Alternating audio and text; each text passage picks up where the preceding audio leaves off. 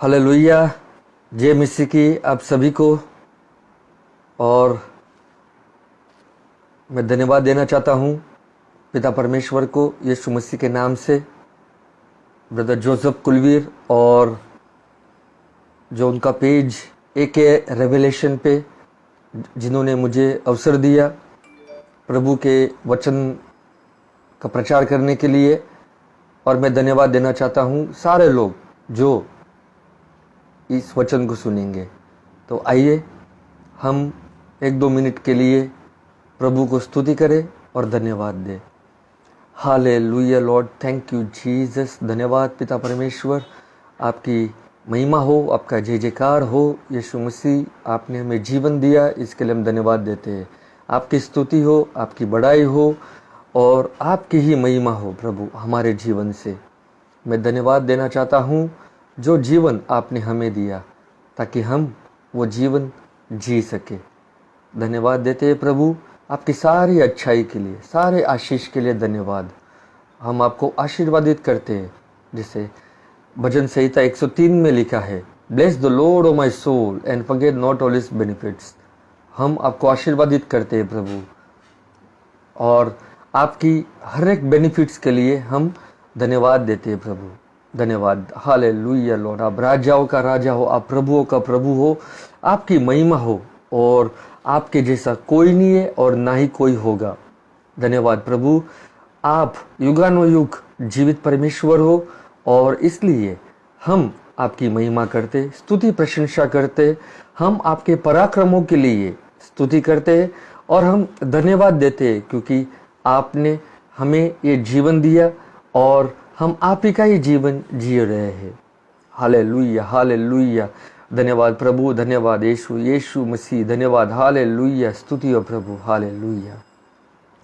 एक छोटी सी प्रार्थना करूंगा। पिता परमेश्वर, मैं यीशु के नाम से धन्यवाद देता हूँ आपके वचन के लिए, आपके आत्मा के लिए। इस वक्त प्रभु हमारे हृदय को खोले, आंखों को खोले, कानों को खोले कि हम आपके वचन को सुन सके, समझ सके और देख सके। और हम धन्यवाद देते प्रभु कि हम वचन सुनने के बाद वचन के अनुसार चलने वाले व्यक्ति बने, ताकि हमारा जीवन अंदर से बदले। प्रभु धन्यवाद देते पवित्र आत्मा के लिए, जो वचन में प्रचार करूंगा वो चिन्ह चमत्कारों के द्वारा कंफर्म करेगा, खातरी करेगा।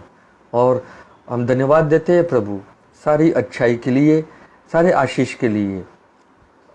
विश्वास करता हूं प्रभु कि हमारा हृदय आपके वचन को ग्रहण करेगा, मन के विचार बदलेंगे और हमारा जीवन सामर्थ्यवान होगा।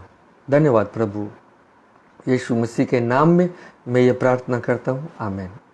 हालेलुया। मैं ब्रदर विपुल जो बॉम्बे से हूँ, words of eternal life ministries international. और मैं मेरे बारे में मैं कुछ ज़्यादा नहीं कहूँगा, लेकिन जो वचन प्रभु ने मुझे दिए हैं वो मैं बांटना चाहूँगा। मैं आया हिंदू परिवार से और हिंदू से मैं रोमन कैथलिक हुआ क्योंकि मेरी वाइफ रोमन कैथलिक थी। वो मेरे लिए प्रार्थना करती थी ताकि मेरा जीवन अंदर से बदले। और जैसे जैसे प्रभु कार्य करने लगा, मैं हिंदू से रोमन कैथलिक बन गया।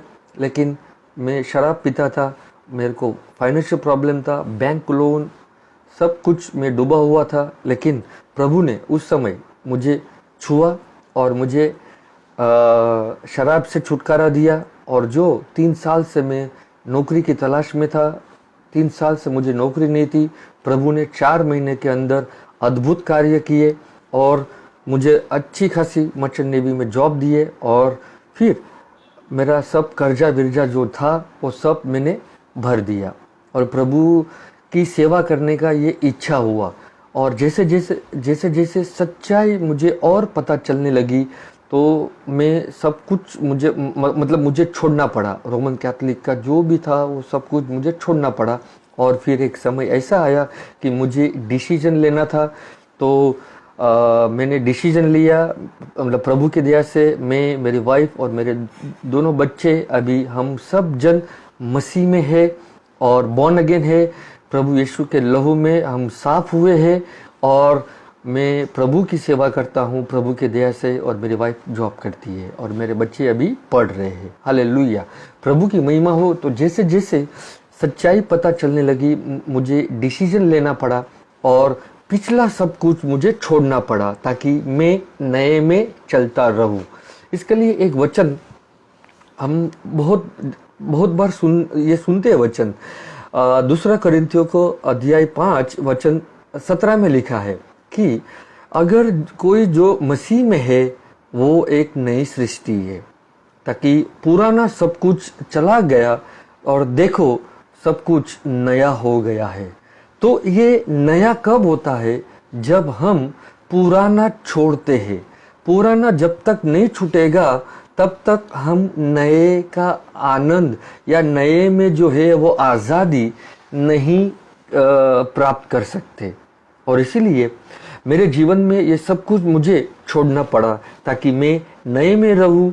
और प्रभु की सेवा करते करते करते जब और अधिक आगे बढ़ने लगा तो प्रभु ने मेरे हृदय में राज्य का सुसमाचार, परमेश्वर का राज्य का सुसमाचार का जो बोझ दिया मेरे हृदय में डाला। और मैं जहाँ पर भी जाता हूँ वो परमेश्वर की राज्य की बातें बताता हूँ।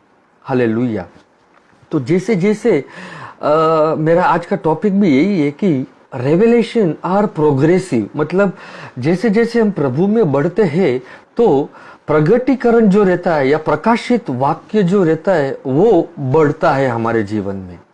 लेकिन कई बार हम जो भी हम सीखते हैं किसी से भी हम धन्यवाद देते हैं उन लोगों को जो हमारे जीवन में आते हैं, हमें प्रभु का वचन ये सिखाते या बांटते या प्रचार करते, या हम कोई बाइबल कॉलेज से सीखते तो हम उनको आशीर्वादित करते। हम ना ही किसी के ऊपर उंगलियां उठाते, क्योंकि बाइबल बताती है जितना मुझे आता है उतना ही मैं तुम्हें सिखा सकता हूँ। लेकिन कई बार ये होता है कि हम वही चीज पकड़ के बैठते हैं, हम वही शिक्षण लेके बैठते हैं, लेकिन क्या मालूम जैसे जैसे हम आत्मा में बढ़ते हैं या पवित्र आत्मा की अगुवाई से जब वचन कोई आता है तो हमें उसका एक रेवलेशन मिलता है। और इसीलिए हम फ्लेक्सिबल होने चाहिए। हम हमारे जो जैसे कि लोग जब मसीह में आते तो लोग अपनी परंपरा नहीं छोड़ते, रीत रिवाज नहीं छोड़ते, चाल चलन नहीं छोड़ते, लेकिन हमें वो छोड़ना चाहिए क्योंकि हम आदम में थे और जब हम मसीह में आते हैं तो हम आदम में नहीं जाने चाहिए। और फिर हम देखते हैं कि जब हमारे जीवन में यीशु मसीह का वचन जब आता है तो हम उसमें बढ़ने चाहिए। और एक जगह पे मैं आपको वो लेके जाता हूँ वचन में, दूसरा पतरस अध्याय 3 वचन 18 में, पर हमारे प्रभु और उद्धारकर्ता यीशु मसीह के अनुग्रह और पहचान में बढ़ते जाओ। तो मुझे जब शुरुआत में हम बहुत सारे वचन मतलब समझ नहीं पाए, लेकिन हम प्रभु के अनुग्रह से वो वचन सुनते थे और जैसे जैसे हमको जो सिखाते थे हम वैसे चलते थे। लेकिन जब आप बढ़ते जाते हो तो एक समझदारी आती है, और जब वो समझदारी आपके जीवन में आती है तो आपके जीवन में वो वचन का प्रगटीकरण आ जाता है या खुल जाता है। हालेलुया। वैसे ही मेरे जीवन में हुआ। मैं जब भी कैथलिक था तभी भी मैं सेवा करता था और बहुत सारे मतलब प्रभु चिन्ह चमत्कार करता था, लेकिन परमेश्वर के राज्य का बारे में कुछ पता नहीं था। वचन हम कोट करते थे, वचन हम बोलते थे कि पहले तुम परमेश्वर के राज्य को ढूंढो और जो कुछ भी तुम्हें चाहिए वो तुम्हें दिया जाएगा। लेकिन परमेश्वर का राज्य आखिर है क्या वो नहीं समझ में था, मतलब उसका मुझे कुछ भी मालूम नहीं था। लेकिन जैसे 6 साल पहले प्रभु ने वो वचन जब खोल दिया तब मेरे जीवन में एक अलग ही समझदारी आई। और वो जब समझदारी आई तो मतलब प्रभु ने हमें वो मैच्योरिटी लेवल पे लेके जाना देखता है। मतलब जैसे हम बच्चे रहते हैं तो जैसे 1 पेतरस 2:2 में लिखा है कि डिजायर स्पिरिचुअल मिल्क, मतलब जैसे हम बच्चे रहते हैं तो हम प्रभु का वचन जो दूध के जैसा है हम वो मतलब पीते हैं।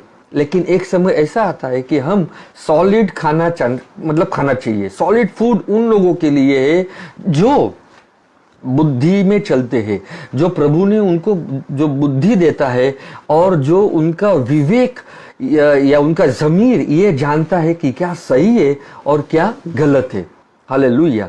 तो ये सब बातें जब हम जब हम प्रभु में बढ़ते हैं तो प्रभु हमें मैच्योरिटी लेवल पे लेके जाने देता है। लेकिन हम कई बार यही हम जहाँ से सीखते हैं वो हम छोड़ते ही नहीं है। तो हम राज्य का समझदारी नहीं आती है हमारे जीवन में। हालेलुया।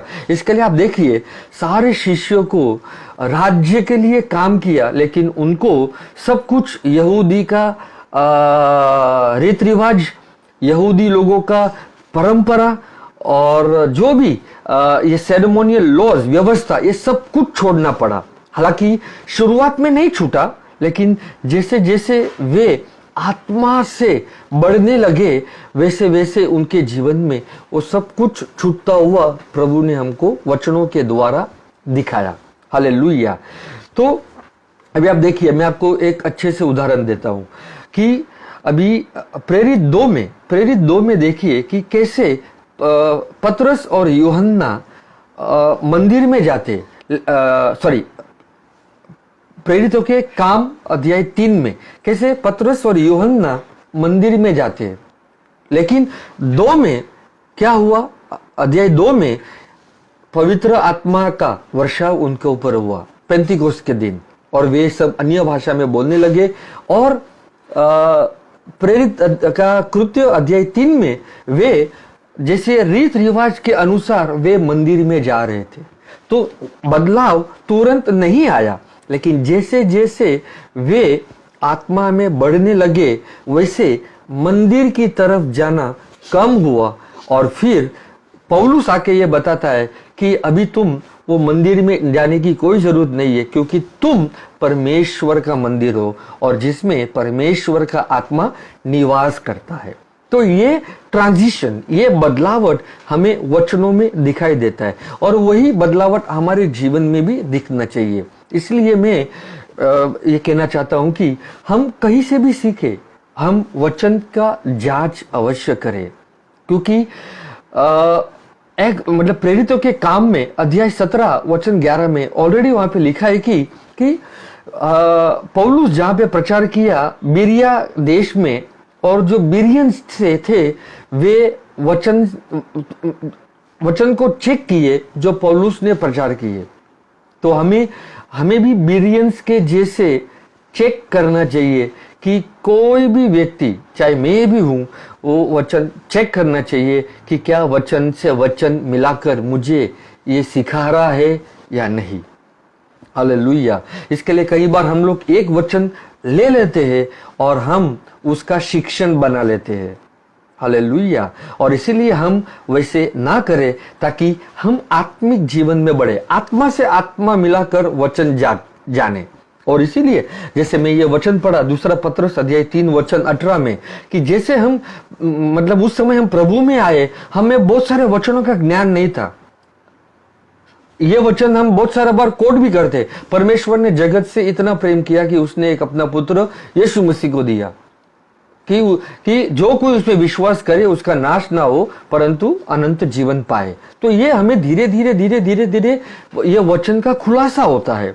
एक बार सुनने से, 2 बार सुनने से हमें ये समझ में नहीं आती है पूरी बात, लेकिन धीरे धीरे हमको ये समझ में आने लग जाती है, क्योंकि वो आत्मा ही हमें समझदारी देता है। हालेलुया। और इसीलिए जैसे हम प्रभु में बढ़ते हैं या जैसे हम नए आए और प्रभु में बढ़ने शुरू हुए, तो यहाँ पर लिखा है कि उसके पर हमारे प्रभु और उद्धारकर्ता यीशु मसीह के अनुग्रह और पहचान में बढ़ते जाओ। तो हमें 2 चीज में बढ़ना चाहिए। एक है प्रभु के अनुग्रह, जो हर वक्त हमें प्रभु अनुग्रह देता रहता है, और दूसरा है उसकी पहचान। तो मैं अगर उसको नहीं पहचानता हूं या तो फिर पूरा मेरा जीवन व्यर्थ हो जाएगा इस पृथ्वी पे। इसके लिए मुझे उसको पहचानना जरूरी है, और मुझे हर पेज पे यीशु मसीह दिखने जरूरी है। हालेलुया। और देखिए कि वचन उसी का ही वचन 15 और 16 पढ़ते हैं। दूसरा पत्रस अध्याय 3 वचन 15। और हमारे प्रभु के धीरज को उद्धार समझो, जैसे हमारे प्रिय भाई पौलुस ने भी उस ज्ञान के अनुसार जो उसे मिला तुम्हें लिखा है। तो आप देखिए कि कैसे पौलुस को जो ज्ञान मिला प्रभु से उसने लिखा। हालेलुया, उसने तुम्हें लिखा। अभी आप आगे देखिए कि पत्रस क्या बोलता है। वैसे ही उसने अपनी सब पत्रियों में भी इन बातों की चर्चा की है। अच्छा, जो बातें पौलुस को यीशु मसीह के प्रगटीकरण से मिला उसने पत्र में लिखा। हालेलुया। और फिर उसकी जो बातें हैं ये चर्चा की है, जिनमें कितनी बातें ऐसी है जिनका समझ कठिन है। हालेलुया। तो देखिए कि पतरस भी ये कहता है कि जो पौलुस ने कितनी सारी बातें लिखी रेवलेशन के द्वारा वो कठिन है, मतलब समझना कठिन है। ऐसा नहीं लिखा है कि हम समझ ही नहीं सकते, लेकिन समझना कठिन है, मतलब हम आत्मा के द्वारा ही समझ पाएंगे। हालेलुया। और फिर आगे लिखा है जिनका समझ कठिन है और अनपढ़ और चंचल लोग। कौन लोग हैं? और अनपढ़ और चंचल। अनपढ़ मीन्स मुझे वचन का ज्ञान नहीं है, और चंचल लोग मीन्स जो स्टेबल लोग नहीं है, जो स्थिर नहीं है। हालेलुया। जो अनपढ़ और जो स्थिर लोग नहीं है उनके अर्थों को भी पवित्र शास्त्र की और बातों की नई खींच तान कर अपने ही नाश का कारण बनाते हैं। हालेलुया। तो ये जो उसका अर्थ बताते हैं या खींच तान कर क्या करते हैं, वो उनका ही नाश करने को देखते हैं। हालेलुया। और इसीलिए हम एक प्रचारक या कोई भी व्यक्ति तक हम सीमित नहीं रह सकते। हालेलुया। क्योंकि हमें आत्मा से जांच करना चाहिए। वचन से वचन मिलाकर हमें उसका प्रगटीकरण मिलता है। आमीन। अगर वचन से वचन नहीं मिलाएंगे तो हमें क्या होगा, हम कंफ्यूज हो जाएंगे। इसके लिए मैं आपको उदाहरण देता हूं कि परमेश्वर का राज्य के बारे में मुझे ज्ञान नहीं था, तो हम सिर्फ खाली यही कहते हैं कि हम परमेश्वर के राज्य के लिए काम करते हैं, ये और परमेश्वर का राज्य नजदीक है, ऐसा सब ये प्रचार कर देते।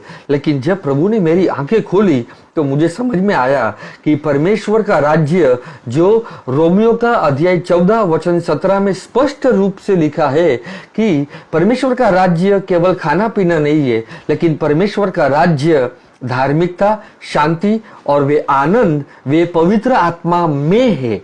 तो जब प्रभु ने वो वचन खोल दिया मेरे जीवन में, तो मुझे ये समझ में आया कि परमेश्वर का राज्य क्या है। परमेश्वर का राज्य खाना पीना नहीं है। तो परमेश्वर का राज्य यह है कि धार्मिकता, शांति, आनंद वे पवित्र आत्मा में है। तो परमेश्वर का राज्य ही पवित्र आत्मा है। इसके लिए यीशु ये कहने लगा अपने शिष्यों को जब वो प्रचार करता था कि पश्चाताप करो, मन फिराओ, क्योंकि स्वर्ग का राज्य, परमेश्वर का राज्य नजदीक है। तो परमेश्वर का राज्य नजदीक है, उसका अर्थ यह है कि तुम्हारे निकट है, तुम्हारे हाथों में है। और जैसे ही मैं इस पृथ्वी से जब जाऊंगा तो मैं तुम्हारे लिए वैसे ही मदद करने वाले को भेजूंगा, ताकि वो तुम्हारी मदद करे, तुम्हारे आंसू को पोंछे, तुम्हें कंफर्ट दे, तुम्हें आराम दे। और वही पवित्र आत्मा ही परमेश्वर का राज्य है। हालेलुया। और इसीलिए हम कौन से राज्य की राह देख रहे हैं? इसीलिए लोग अभी भी परमेश्वर के राज्य की आने की राह देख रहे हैं, लेकिन यीशु मसीह 2000 साल पहले परमेश्वर का राज्य लाए, और उसी ने ही हमें परमेश्वर का राज्य में चिन्ह चमत्कार दिखाए, ताकि अधिकार और सामर्थ्य से तुम भी चिन्ह चमत्कार कर सकते हो। इसलिए प्रेरित अध्याय 1 वचन 8 में लिखा है कि जब पवित्र आत्मा तुम पर आएगा तब तुम सामर्थ पाओगे, और तुम जेरूशलेम, समरिया और यहूदिया और अन्य देशों में तुम मेरी गवाही दोगे। हालेलुया। तो पवित्र आत्मा आया और पवित्र आत्मा ही परमेश्वर का राज्य है, और इसीलिए हमें ये जब समझदारी मिलती है तो हम आत्मिक जीवन में बढ़ते हैं। अगर हम समझदारी नहीं लेना चाहेंगे तो हम जहां पर थे हम वहीं पर ही रहेंगे, और हम एक दिन राह देखेंगे कि जब परमेश्वर का राज्य आएगा और सब कुछ ठीक हो जाएगा। हम उस गलतफहमी में ना रहे, क्योंकि लोग अभी भी ये राह देख रहे कि जब हम स्वर्ग में जाएंगे तब सब कुछ ठीक हो जाएगा। लेकिन यीशु मसीह स्वर्ग से उतरकर पृथ्वी पे आया ताकि सब कुछ सही करने के लिए इस पृथ्वी पे आना जरूरी था, और इसीलिए यीशु मसीह ने आड़े तेरे रास्ते जो थे वो सीधे किए, और हम उस सीधे रास्ते पे ही चले, यीशु मसीह के रास्ते पे ही चले, उसके मार्ग और सत्य और जीवन में ही चले, ताकि हम ये उसके अनुग्रह और उसकी पहचान में हम बढ़ते जाए। पौलुस इसीलिए इतना प्रगटीकरण जो प्रभु ने उसको दिया, और उसने पत्रस में लिखा, मतलब लेटर्स में लिखे, लेकिन पत्रस देखो क्या बोलता है कि जो पौलुस ने बातें जो लिखी है वो कठिन है, मतलब जिनका समझना कठिन है, और अनपढ़ और चंचल लोग उनके अर्थों को भी पवित्र शास्त्र की और बातों की नाई खींच तान कर अपने ही नाश का कारण बनाते हैं। तो हम वो नाश के मतलब हम नाश ना होए, लेकिन हम हर वक्त जीवन पाए। प्रभु से जो जीवन मिला है हम उस जीवन में जिए, और उस जीवन मतलब वो जीवन जो है वो उभर के आए। हालेलुया। और इसीलिए आज हमें यीशु मसीह का प्रगटीकरण होना बहुत ही जरूरी है। और हम आगे बढ़ेंगे वचनों में। तो प्रिय भाई बहनों, मैं किसी के विरुद्ध नहीं हूं, और ना ही कोई प्रचारक के विरुद्ध, ना ही कोई Bible training, Bible college, press God वो हमारे जीवन में हमें वो सिखाते हैं, लेकिन हम वहां तक सीमित ना रहे, हम फ्लेक्सिबल हुए। हम फ्लेक्सिबल मतलब जो कुछ सालों पहले हमने वो सीखा, आज वो वचन का अर्थ नहीं है, तो हम तुरंत वो छोड़ना जरूरी है। आप देखिए कि अगर यहूदी लोगों को व्यवस्था और मंदिर में जाना बहुत ही जरूरी था, और इसके लिए यहूदी लोगों को मंदिर, यरूशलेम मंदिर जो है वो जीवन है, क्योंकि वे जानते हैं कि परमेश्वर ने बातें की, परमेश्वर उस मंदिर में निवास करता था। लेकिन यीशु मसीह जब आए तो यीशु मसीह ने वो पूरा सब कुछ निकाल दिया, क्योंकि रीति रिवाज, परंपरा, व्यवस्था से बाहर निकलकर यीशु मसीह हमें बताता है कि तुम मसीह में रहो, तुम आत्मा में रहो, ताकि तुम आत्मा में बढ़ते जाओ, और व्यवस्था और रीति रिवाज, परंपरा में आप ना रहो, ताकि आप यीशु मसीह में आजादी ग्रहण कर सकते हैं या स्वीकार कर सकते हैं। हालेलुया। इसके लिए बाइबल बताती है कि मसीह में ही आजादी है। We have only liberty or freedom only in Christ Jesus. Hallelujah. तो व्यवस्था हमें बंधनों में डालती है, रीति रिवाज, परंपरा जो भी है वो हमें झगड़े रहती है, लेकिन उसमें से हमें जीवन नहीं मिलता। और इसीलिए पुराना जब तक आप नहीं छोड़ोगे तब तक आप नए में आनंद नहीं मना पाओगे। नए में स्वतंत्र है, आजादी है, बंधन मुक्त है। इसके लिए यीशु मसीह एक जगह पे कहते हैं कि सत्य का जब ज्ञान होता है और सत्य ही तुम्हें बंधन मुक्त करता है, और यीशु मसीह कहता है मार्ग, सत्य और जीवन मैं ही हूँ। और इसीलिए मुझे सत्य के पीछे चलना है, मुझे प्रकाश में चलना है, मुझे जीवन में चलना है। आमीन।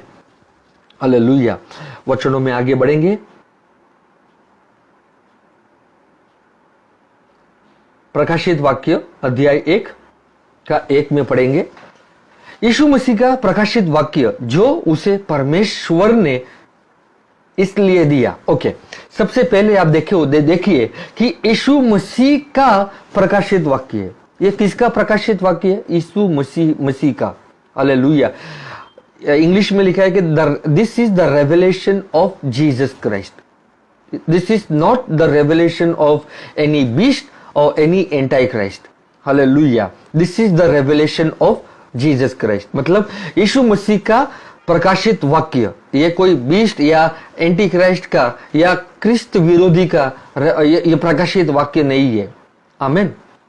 और इसीलिए आज कलेशिया को प्रकाशित मतलब यीशु मसीह का प्रकाशित वाक्य चाहिए, मतलब यीशु मसीह का प्रगटीकरण चाहिए। आमीन। अगर वो प्रगटीकरण नहीं मिलेगा हमें, तो हम जो प्रकाशित वाक्य की किताब है वो हम नहीं समझ पाएंगे, क्योंकि हर पेज पे आपको यीशु मसीह का प्रकाशित वाक्य मिलेगा। आमीन। और ये हमें जब हम पढ़ेंगे तब हमें ये बहुत अच्छे से समझ में आएगा। आमीन। ओके, थोड़ा और वचन में जाएंगे। यीशु मसीह का प्रकाशित वाक्य जो उसे परमेश्वर ने इसलिए दिया कि अपने दासों को वे बातें जिनका शीघ्र होना अवश्य है।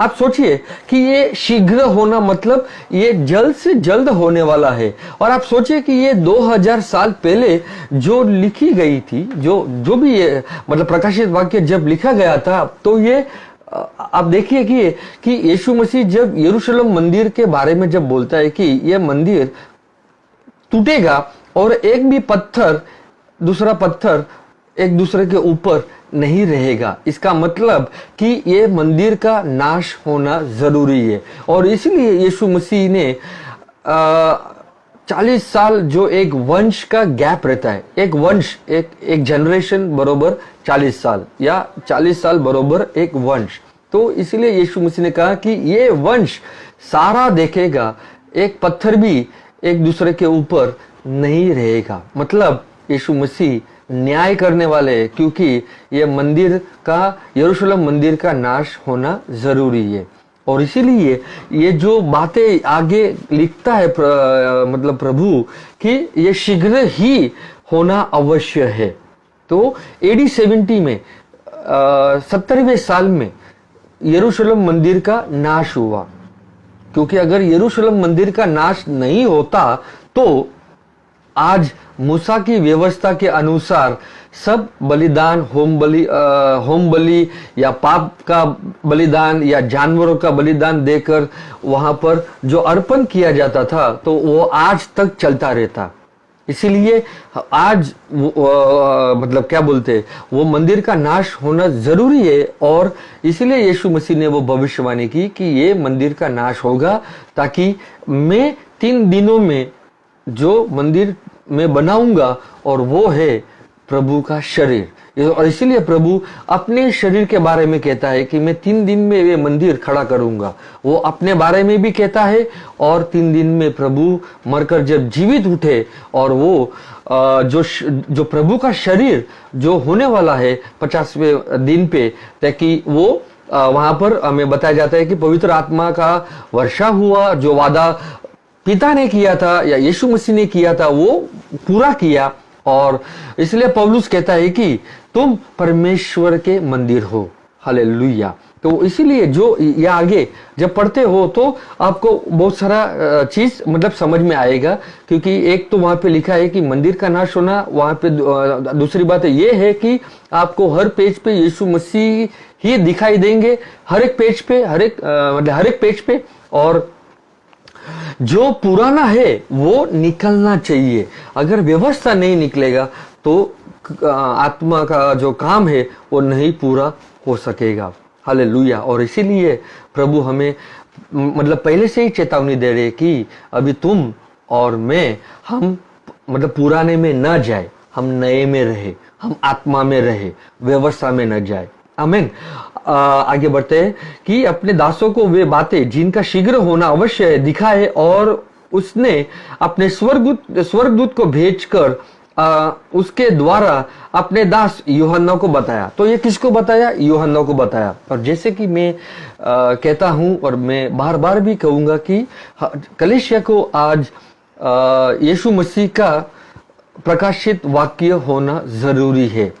और जब तक ये नहीं होगा तो मुझे ये रेवलेशन की किताब मुझे समझ में नहीं आएगी। इसके लिए आप देखिए कि जो भी पत्रस में लिखा है, पौलुस ने या पतरस ने या दूसरे यूहन्ना याकूब ने जो भी वो मतलब पतरस में लिखा है, तो जो बातें वो यीशु मसीह के रेवलेशन को दर्शाती है वो आपको समझ में आएगी। लेकिन अगर मुझे ये प्रकाशित वाक्य की किताब नहीं समझूंगा तो मुझे लेटर्स भी समझ में नहीं आएगी। हालेलुया। देखिए फॉर एग्जाम्पल अभी कि यीशु मसीह के बहुत सारे नाम हैं। हम देखते हैं कि वचनों में कि कैसे यीशु मसीह का नाम लिखा गया है। एक जगह पे लिखा है कि वो पुत्र है, और एक जगह पे लिखा है कि वो बादल भी है, और एक जगह पे ये भी लिखा है कि वो मेमना है, और एक जगह पे वो ये भी लिखा है कि वो सिंह के जैसे है। हालेलुया। एक जगह पे ऐसे लिखा है कि वो सेवक है, और एक जगह पे लिखा है कि वो एक प्रभुत्व है। हालेलुया। तो हम देखेंगे कि कैसे वचनों में प्रभु हमको ये बताया जाता है। हम फिर से आएंगे प्रकाशित वाक्य में, लेकिन हम जाएंगे अभी यशाया में जाएंगे। यशाया का अध्याय 9 वचन 6 में लिखा है, क्योंकि हमारे लिए एक बालक उत्पन्न हुआ, तो वो बालक भी है जैसे हमको बताया जाता है, और हमें एक पुत्र दिया गया है, और प्रभुता उसके कांधे पर होगी। प्रभुता का अर्थ है उसका राज्य, कि उसका राज्य जो है वो कंधों पर होंगी। हालेलुया। इसके लिए यीशु मसीह जब आए पृथ्वी पे तो उसने राज्य के सिवाय कोई भी बातें नहीं की। उसने राज्य का ही सुसमाचार प्रचार किया, डायरेक्टली अथवा इनडायरेक्टली उसने राज्य का सुसमाचार प्रचार किया। और जो पैरेबल्स भी है, जो दृष्टांत भी है, वे भी राज्य के बारे में ही लिखा गया है।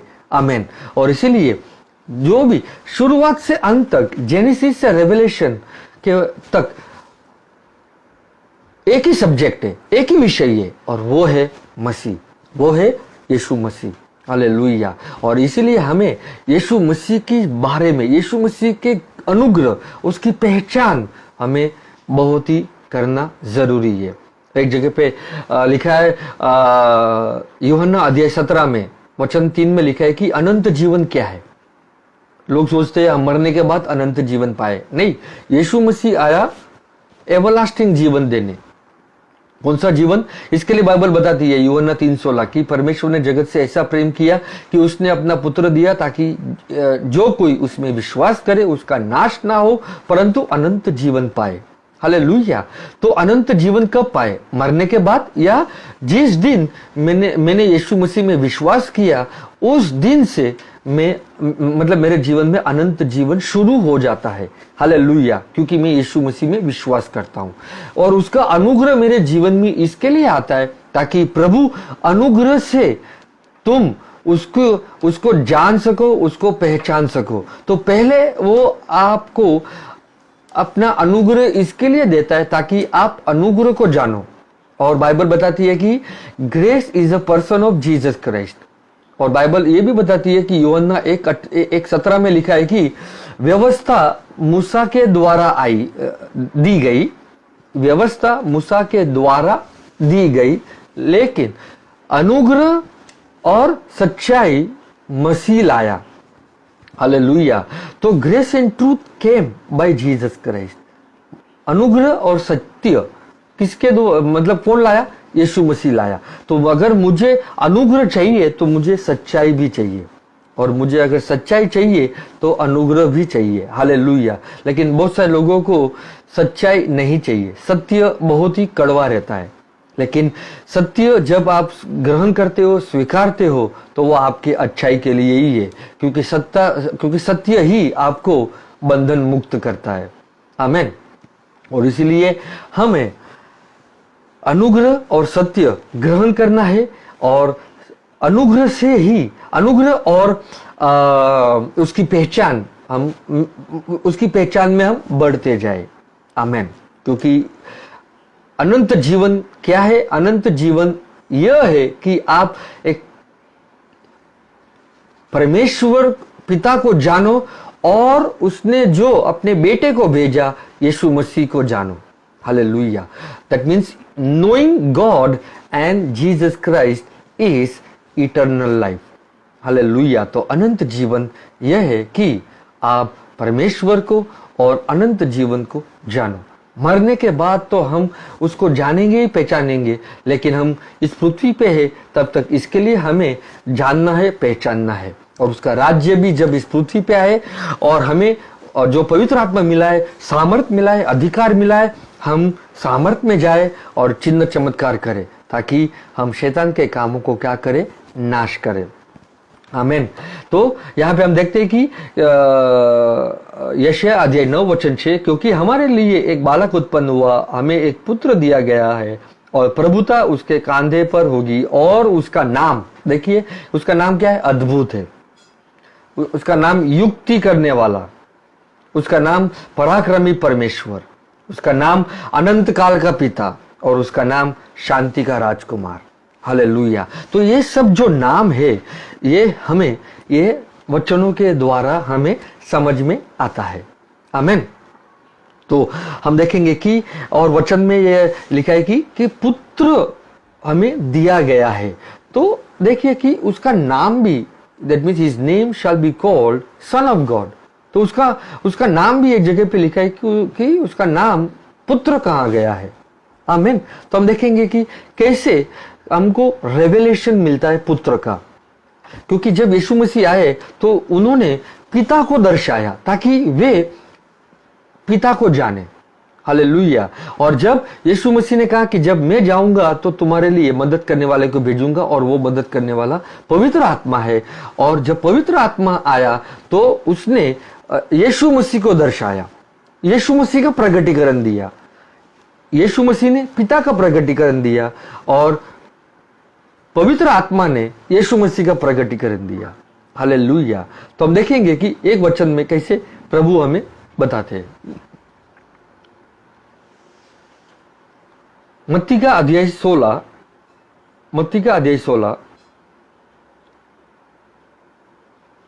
वचन 13 से पढ़ेंगे। मत्ती का अध्याय 16 वचन 13। यीशु कैसरिया फिलिपी के देश में आकर अपने चेलों से पूछने लगा कि लोग मनुष्य के पुत्र को क्या कहते हैं। उन्होंने कहा, कितने तो यूहन्ना बपतिस्मा देने वाला कहते हैं, और कितने एलिया, और कितने यिर्मयाह या भविष्यवक्ताओं में से कोई एक कहते हैं। अभी यीशु मसीह को मालूम है कि लोग क्या कहते हैं उसके बारे में, लेकिन यीशु मसीह यहाँ पर अपने चेलों को पूछता है कि लोग मनुष्य के पुत्र को क्या कहते हैं। हालेलुया। और यहाँ पर बताया जाता है कि बहुत सारे लोग मतलब आपस में जब बातचीत होती है, क्योंकि यीशु मसीह जहां पर भी गए राज्य का सुसमाचार प्रचार किया। यीशु मसीह अपने आप को प्रकट किया इजराइलियों के बीच में रहकर। और जब हम देखते हैं कि प्रश्न पूछते कि यीशु मसीह की अपने शिष्य को कि लोग क्या कहते हैं कि मनुष्य का पुत्र कौन है। तो कोई लोग कहते हैं कि यूहन्ना बपतिस्मा देने वाला, कोई कहते हैं कि तू एलिया है, कोई कहता है कि तू यिर्मयाह है, और कोई कहता है कि तू एक भविष्यवक्ता है। हालेलुया। ओके, आगे पढ़ते वचन 15। यीशु ने उनसे कहा, परंतु तुम मुझे क्या कहते हो। यीशु ने पूछा कि परंतु तुम मुझे क्या कहते हो। तो शिमोन पतरस ने उत्तर दिया, वचन 16, ध्यान से सुनिए। शिमोन पतरस ने उत्तर दिया कि तू जीवते परमेश्वर का पुत्र मसीह है। हालेलुया। तो जैसे ही हमने वो प्रकाशित वाक्य में एक में लिखा है कि यीशु मसीह का प्रकाशित वाक्य, और यहाँ पर जब यीशु मसीह सुसमाचार प्रचार करते तो यीशु मसीह ने अपने आप को प्रकट किया इजराइल लोगों को, ताकि वे समझ पाए कि जो मसीहा के बारे में ओल्ड टेस्टामेंट से या भजन संहिता से या व्यवस्था से जो कुछ भी उसके बारे में लिखा है वे इजराइल लोग जाने। क्योंकि परमेश्वर ने, हम देखते हैं कि ओल्ड टेस्टामेंट में परमेश्वर ने ओल्ड टेस्टामेंट में हम देखते हैं कि बहुत सारे जातियों के लोग थे, लेकिन परमेश्वर ने एक जाति को चुना। हेलो, ध्यान से सुनिए। बहुत सारे जाति के लोग थे, लेकिन परमेश्वर ने एक जाति को चुना और वो जाति थी इज़राइल। हालेलुया। और फिर बाद में हम देखते हैं कि आगे बढ़े तो फिर वे यहूदी कहलाने लगे। They were called Jews. Hallelujah. Okay. और ओल्ड टेस्टमेंट में हम देखते हैं कि परमेश्वर ने कैसे एक आराधना करने का लोगों को दर्शाया, और इसीलिए परमेश्वर ने यह निर्णय लिया कि मैं एक संदूक में आऊंगा, और संदूक के अंदर जो आर्क ऑफ द कवनेंट रहेगा मैं उसमें आऊंगा, ताकि मेरी उपस्थिति जो है, मेरा जो प्रेजेंस है वे लोग महसूस करें। और लेकिन मेरे करीब कोई भी नहीं आ सकता व्यवस्था के अनुसार या जो भी रीत रिवाज थी उसके अनुसार मेरे करीब कोई भी नहीं आ सकता। मैं मतलब कहने का अर्थ है कि अति पवित्र स्थान, मतलब एक बाहर है, मतलब it is called outer court, और दूसरा है होली प्लेस, और दूसरा है मतलब पवित्र स्थान, और तीसरा है अति पवित्र स्थान। तो कहते हैं कि अति पवित्र स्थान में कोई भी नहीं आ सकता केवल एक महायाजक के सिवाय, और वो भी साल में एक बार, और वो भी केवल साल में एक बार। वो परमेश्वर ने चुना ताकि परमेश्वर इजरायली को आराधना करने का प्रगटीकरण दिया, अपने आप को प्रकट किया कि कैसे तुमको आराधना करना है, कैसे तुम्हें चलना है। अगर व्यवस्था का पालन करो तो तुम्हें आशीष मिलेगा, अगर व्यवस्था का पालन नहीं करोगे तो तुम्हें श्राप मिलेगा।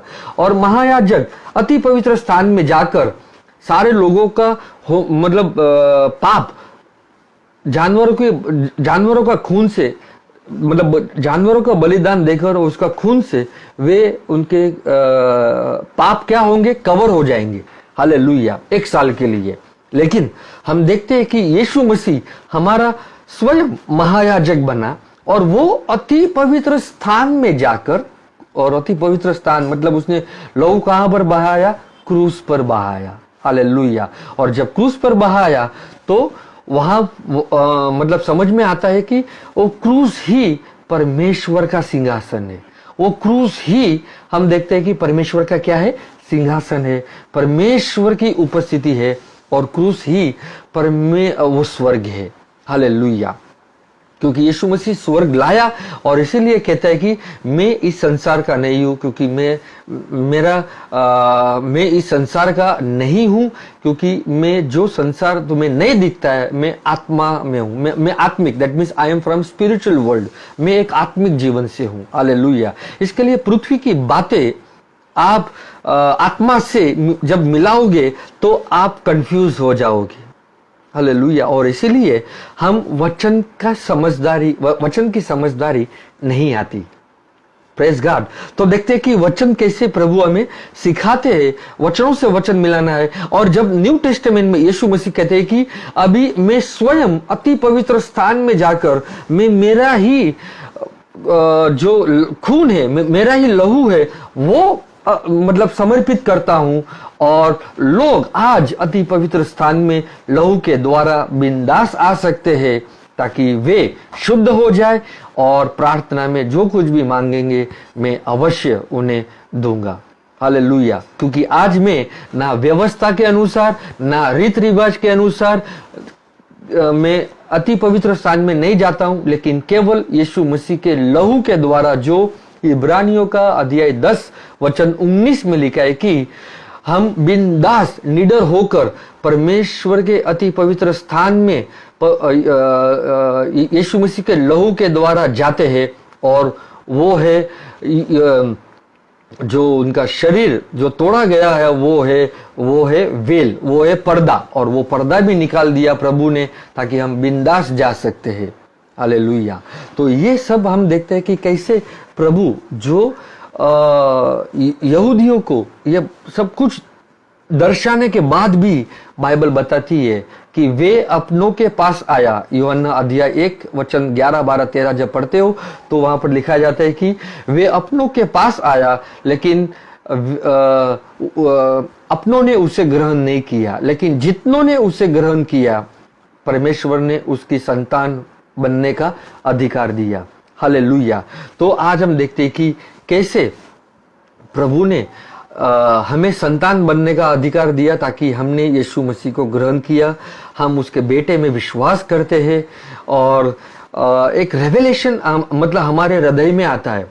और यही जैसे मतलब परमेश्वर ने चुना था कि मैं संदूक में आऊंगा, आर्क ऑफ द कॉवेनेंट में आऊंगा, मेरी मतलब मेरा प्रेजेंस, मेरी उपस्थिति रहेगी, लेकिन मेरे नजदीक कोई नहीं आ सकता व्यवस्था और रीति रिवाजों के अनुसार।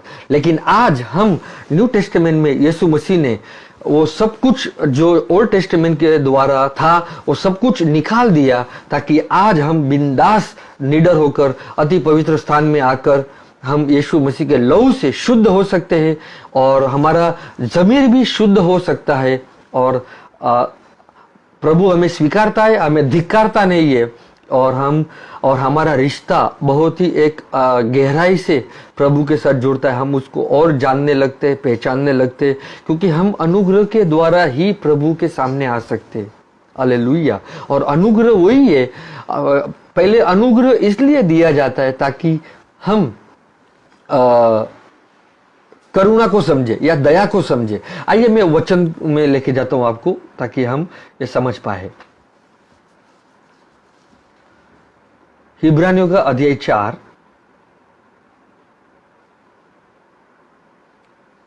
वचन 16। इसलिए आओ हम अनुग्रह के सिंहासन के निकट हियाव बांध कर चले। कौन सा सिंहासन है? अनुग्रह का सिंहासन, न्याय करने का सिंहासन नहीं है। इसलिए लोग अपने प्रचार में प्रभु का अनुग्रह दिखाना जरूरी है, क्योंकि प्रभु आपको अनुग्रह दिखाता है और अनुग्रह देता है या दिखाता है ताकि आप दया को समझ सकते हो। आप किसको समझ सकते हो? आप दया को समझ सकते हो। और दया जब आपको समझ में आती है तो आप उसके प्रेम को समझ पाओगे। हालेलुया।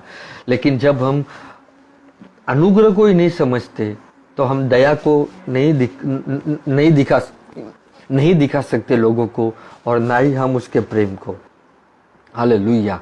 और इसीलिए प्रभु हमें अंदर से बदलता है ताकि हम सब कुछ, हमारा पिछला सब कुछ छोड़े और हम संपूर्ण नए में रहे, हम उसके राज्य में रहे, राज्य का शिक्षण ग्रहण करें और राज्य के अनुसार चले, सामर्थ्य में चले, अधिकार में चले। हालेलुया। इसलिए आओ कि हम अनुग्रह के सिंहासन के निकट हियाव बांधकर चले, हम बिंदास चले कि हम पर दया हो। तो सबसे पहले प्रभु आपको अनुग्रह दिखाता है, अनुग्रह से ही आप पर दया होती है, और दया को जब आप समझते हो और वो अनुग्रह पाए, ओहो, तो दया जब आप पर होती है उसी वक्त आप अनुग्रह भी पाए। ओहो, प्रभु का क्या मतलब ये रेवलेशन आपको आना जरूरी है प्रभु का। क्यों? क्योंकि जब आपको ये रेवलेशन आएगा आप डर के नहीं चलोगे, आपको धिक्कारपन नहीं होगा। क्योंकि हम हर वक्त, अभी तक कलीसिया क्या बोलते, कलीसिया अति पवित्र स्थान में नहीं जा रही है। हालांकि वो ये मतलब बाहर ही है, वो एक पवित्र स्थान पे ही है। आपको और एक रेवलेशन देता हूं। जो ओल्ड टेस्टामेंट में था वो क्या था? आउटर कोर्ट, एक बाहर का कोर्ट है, और फिर पवित्र स्थान है, और फिर अति पवित्र स्थान है। लेकिन न्यू टेस्टामेंट में अभी सिर्फ दो ही है। ओल्ड टेस्टामेंट में 3 था, लेकिन अभी न्यू टेस्टामेंट में 2 ही है, एक बाहर और अभी सीधा अंदर। हालेलुया। कैसे पता चलता है हमें? इसलिए हमें दिखाया जाता है कि जब प्रभु यीशु मसीह क्रूस पे मरे तो मंदिर का जो पर्दा था वो नीचे से फटकर ऊपर तक गया। हालेलुया। ताकि ये दिखा सके कि क्रूस पे जो हुआ अभी वहां पर उस मंदिर के अंदर शारीरिक जो यरूशलेम मंदिर है उसमें अभी कुछ भी नहीं है। हालेलुया। और हालांकि कुछ भी नहीं था, और इसीलिए प्रभु ये दिखाना चाहता था, जो फरूसी सदुकी यहूदी जो लोग थे वो देख सके कि अभी मंदिर के अंदर कुछ नहीं है। लेकिन जो फरूसी और सदुकी थे वे पूरा जुडाइज्म प्रचार करके एक बिजनेस बना दिया था, ताकि लोग उनके नीचे रहे और क्या बोलते हैं, मतलब उनको बहुत सारी चीजों का समझदारी नहीं दे रहे थे। हालांकि जो मूसा की व्यवस्था के अनुसार जो प्रचार करना चाहिए था वे भी नहीं करते थे, क्योंकि भविष्यवाणी जो ओल्ड टेस्टमेंट में लिखी गई थी मसीह की, वही यीशु मसीह आकर वो पूर्ण करते और दर्शाते, लोगों को दिखाते कि किस प्रकार मतलब मसीहा आएगा और मसीहा जब आएगा वो क्या करेगा। और इसीलिए मसीह को उस क्रूस पे मरना ही था, क्योंकि बाइबल बताती है कि खुद यीशु मसीह कहते हैं कि मैं मरकर तीसरे दिन जी उठूंगा। तो खुद ही वो भविष्यवाणी करते और सचमुच उन्होंने वो कर दिखाया, क्योंकि कोई भी ऐसा संसार में था ही नहीं कि जो मरकर जी उठे और सदा जीवित रहे।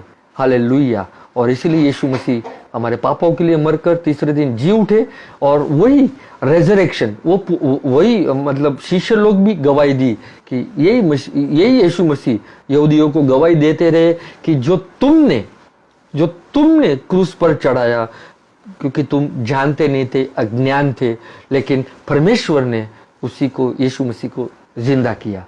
और इसलिए यीशु मसीह में विश्वास करो, ताकि अपने पापों से तुम्हें क्षमा मिले और उसके लहू से शुद्ध होकर तुम एक अति पवित्र स्थान में तुम फिर से आ सको, और वहां पर तुम क्या पाए? अनुग्रह पाए। हालेलुया। जो आवश्यकता के समय हमारी सहायता करे। हम हर वक्त प्रभु से सहायता मांगते रहे। हालेलुया। और बाइबल बताती है कि अवश्य तुम्हें वो सहायता करे। कब? तुम्हें अति पवित्र स्थान में जाना है। कहां पर जाना है? तुम्हें अति पवित्र स्थान में जाना है, क्योंकि ये सोचकर कि वहां वो अनुग्रह का सिंहासन है, और जब आप वहां पर जाओगे, वहां पर तुम्हें क्या मिलेगी? दया मिलेगी। और जब दया मिलेगी, साथ साथ में आपको अनुग्रह भी मिलेगी। हालेलुया। तो आप सोचिए, अनुग्रह, दया और फिर से अनुग्रह इसके लिए मिले ताकि आपको हर वक्त आवश्यकता होने पर आपकी वो सहायता करे। जब आप प्रार्थना करते हो, आपको हर वक्त ये आवश्यकता रहती है कि प्रभु आपको चंगा करे, प्रभु आपके जीवन में शांति लाए, प्रभु आपको नौकरी दे, प्रभु आपके बच्चों के जीवन में सहायता करे। तो वो प्रभु चाहता है कि मतलब प्रभु ये चाहते हैं कि वो तुम्हारी सहायता करे। लेकिन तुम्हें अति पवित्र स्थान में आना है। कैसे आना है?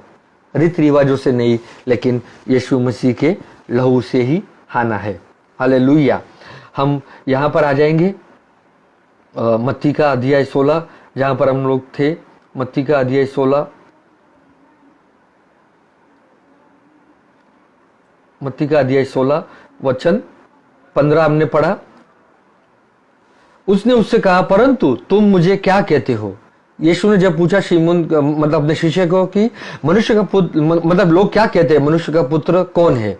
तो हमने सुना कि लोग कहते हैं कि तू इर्माया है, तू यशायाह है, तू एलिया है, तू एक नबी है। लेकिन फिर से यीशु कहता है कि तुम क्या कहते हो? शिमोन पतरस ने उत्तर दिया कि तू जीवते परमेश्वर का पुत्र मसीह है। हालेलुया। और कई बार हम देखते हैं कि यीशु मसीह ने स्वयं कहा कि मैं ही मसीह हूं।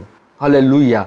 हालांकि जो यहूदी जो फरूसी, जो सदूकी, जो ये लोग थे, यीशु मसीह ने दृष्टांत में बातें की, लेकिन कुछ लोगों को प्रभु ने साधारण भाषा में ये कहा कि मैं मसीह हूं। और यहाँ पर देखिए कि जब मनुष्य का पुत्र मतलब अपने मतलब ये प्रश्न पूछता है कि कौन हूं मैं? तो पतरस ने उत्तर दिया, शिमोन पतरस ने उत्तर दिया कि तू जीवते परमेश्वर का पुत्र है, मसीह है। मतलब you are the Christ, the son of the living God.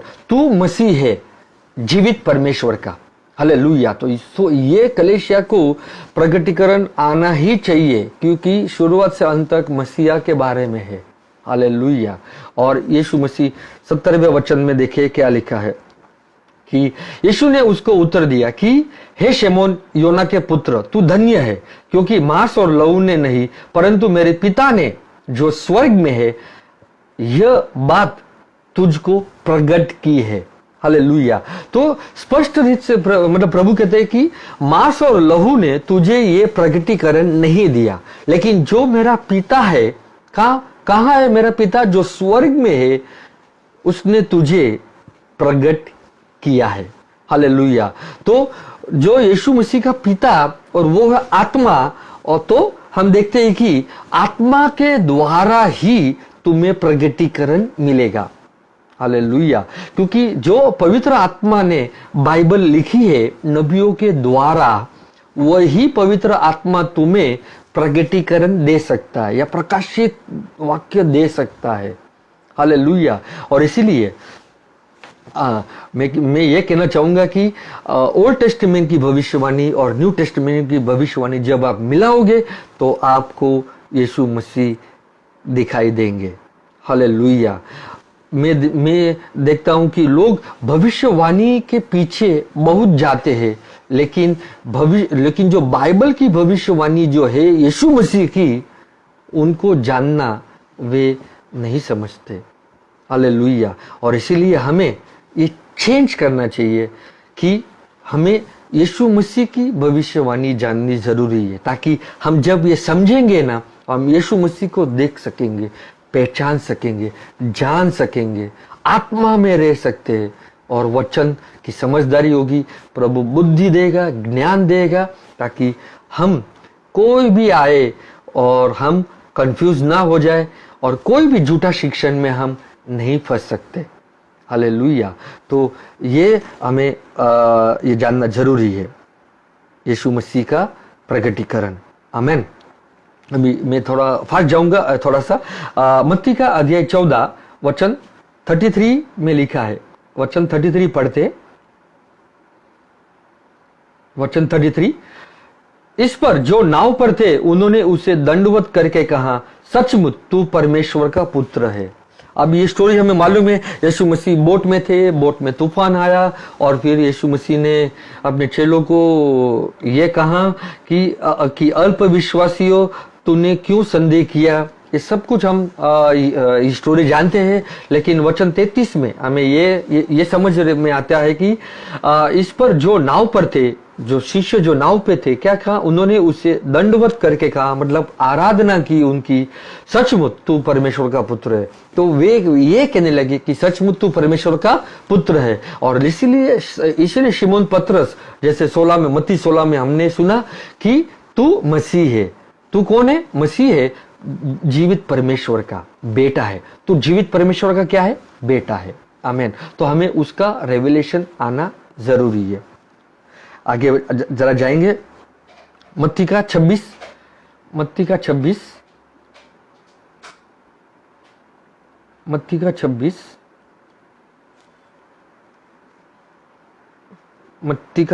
अध्याय 26 वचन 59।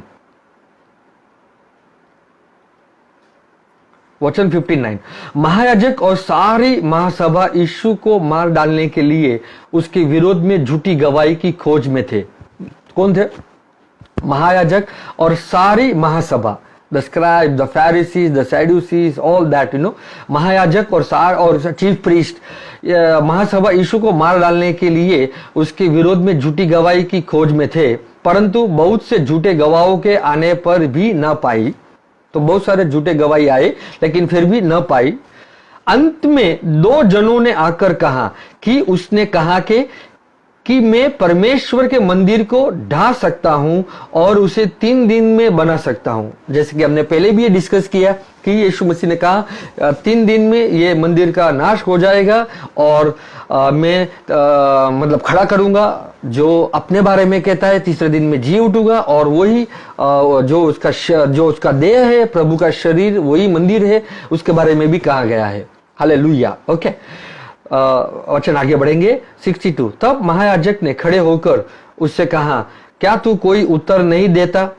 ये लोग तेरे विरुद्ध में क्या गवाही देते हैं? परंतु यीशु चुप रहा। महायाजक ने उससे कहा, मैं तुझे जीवते परमेश्वर की शपथ देता हूं कि यदि तू परमेश्वर का पुत्र मसीह है तो हमसे कह दे। हालेलुया। देखिए, यीशु मसीह इतने सब जगह पे ये प्रचार करने के बावजूद भी फिर भी ये महायाजक क्या पूछ रहे? मैं तुझे जीवते परमेश्वर की शपथ देता हूं कि यदि तू परमेश्वर का पुत्र मसीह है तो हमसे कह दे। देखिए, यीशु मसीह ने ऑलरेडी पहले कह चुका था, लेकिन फिर भी बार बार वो नहीं कहेगा। आमेन। क्योंकि जहां पर जो उसकी गवाही ग्रहण नहीं करते, वहां पर प्रभु काम नहीं करता। हालेलुया। इसलिए हम उसकी गवाही ग्रहण करते हैं, और उसकी गवाही क्या है? वही यीशु मसीह क्रूस पे मरे और मरकर वो जी उठे। जो परमेश्वर संदूक में आता था, उसकी उपस्थिति उसने चुना, लेकिन मसीह आने के बाद अभी वो क्रूस पर मरा, और उसकी जो उसका क्रूस, जो उसकी गवाही है, आज वो आपके और मेरे हृदय में है। हालेलुया। इसके लिए हम उसकी गवाही देते हैं, और इसके लिए हमारी गवाही कोई महत्व नहीं है। हमारी गवाही सिर्फ खाली हम लोगों को कितनी बार हम लोगों को बोलते भी है, लेकिन फिर भी उनका हृदय बदलता नहीं है। हालेलुया। क्योंकि यीशु मसीह की गवाही हमारी गवाही से बढ़कर है।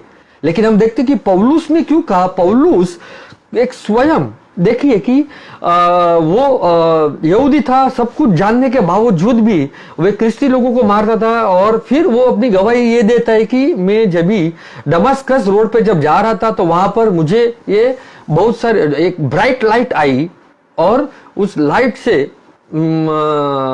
मुझे कुछ नहीं दिखाई दिया, और मैंने सुना कि पॉल